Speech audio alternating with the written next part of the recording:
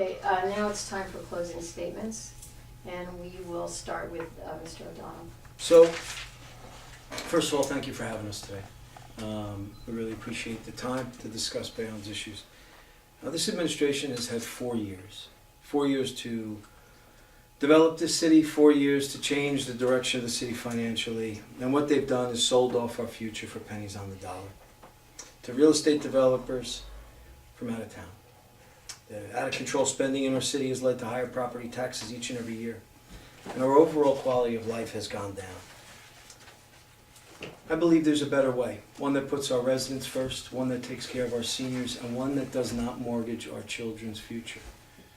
We've put a team together. It's a team of 2 veterans, an educator, a woman who has spent her life, dedicated her life to volunteering for others, and a local businessman. We don't want anything more than to make this city what it can be and not forget the residents. We want to put Bayonne residents first. We understand that they're overtaxed. Our seniors can't afford to live here anymore. I talked to Mrs. Malloy, who lives down the block from me. She's a widower, living on a small Exxon widower's pension. She's going to be forced to leave. She can no longer afford to stay in her house. And that's a shame, because she built this community. Her kids are raised. They're gone. She paid her taxes all these years. And really, that's a tragedy. That's the fabric of our community that's just being destroyed. So I would ask humbly that you vote for the O'Donnell team on May 8th, a team that is going to put Bayonne first, ahead of the interest of out-of-town wealthy developers. Thank you. Thank you, Mr. O'Donnell. Dr. Brown. Well, I also want to thank Bayonne Community News for this forum. I am the only non-politician here. I'm running to serve the people of Bayonne. I don't intend on serving myself or my cronies. I am in it every day. I see patients all day. I don't know what kind of contact Mr. O'Donnell and Mr. Davis have every day with people. I know Mr. O'Donnell just spoke about Ms. Malloy. I have a patient, Mrs. Malloy. I don't know if it's the same person, but anyway, people come in to me not only with their medical complaints, they come to me with their complaints about the town. I've been hearing complaints about the town since I've been practicing here for 20 years, and how it's never fixed by the politicians who are always in it for themselves, to serve themselves and their cronies. I will serve the people of Bayonne. I've had patients come in, they tell me that they had a cracked sewer line and have to pay several $1,000s to fix it. And then, on top of that, their contractor also comes at them with a bill for $660 per day per policeman to stand there and monitor the hole that's being dug. And they can't afford it. They're being hit with high taxes, incredibly high taxes. We pay the highest taxes probably in the nation. Okay? And what are we getting for it? Okay, we're not getting much. We need to realign our budget.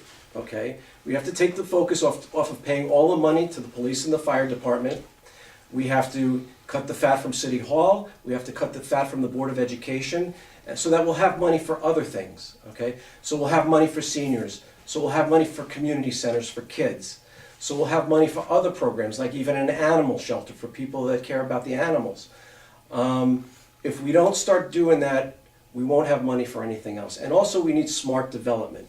We can't be giving abatements to projects that are going to actually burden the city and not bring any money into the city.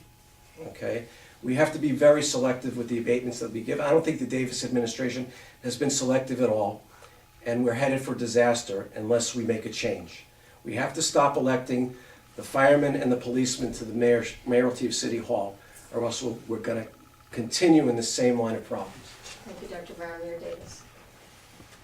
Again, this was, when I came here 4 years ago, this was a city that was kicking the can down the road. This was a city that was never fixing problems.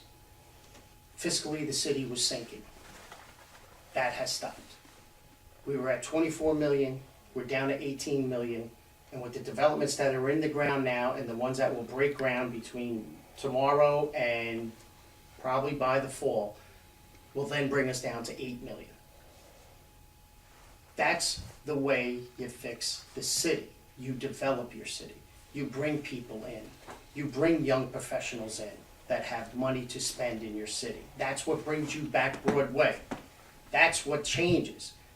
Anybody who sits here today and tells me that Bayonne is not a better place than it was 4 years ago, I think you need to get out of your house and walk around. Start coming to our events. Start going to the fairs. See what's happening around the city of Bayonne. Sometimes it's something simple. Flower pots on corners. People have made fun of that. I could show you the amount of emails we've received and the phone calls that I got from people on something that simple. Painting boxes that we walk past every single day and think nothing of them until you have an artist come in and paint them. And now all of a sudden everybody's talking about them. It gives you a sense of pride. Empty lots that we, as Bayonne residents, our own lives, we name them. I've looked at M&Ms for 25 years. I bought my last bomber jacket in I believe it was 1979 or 1978. I bought my last leather bomber jacket at M&M's before it burnt down. And we're still calling it M&M's. It's still an empty lot, which now has a development going on behind it, using part of that lot, and now we will turn the front part of that into green space for the city of Bayonne. That's what this is about, and that's what progress is. Thank you. Thank you, Mayor Davis. All right, that concludes our debate. I want to thank all three of you, Mr. O'Donnell, Dr. Brown, and Mayor Davis. Thank you. For coming. And staff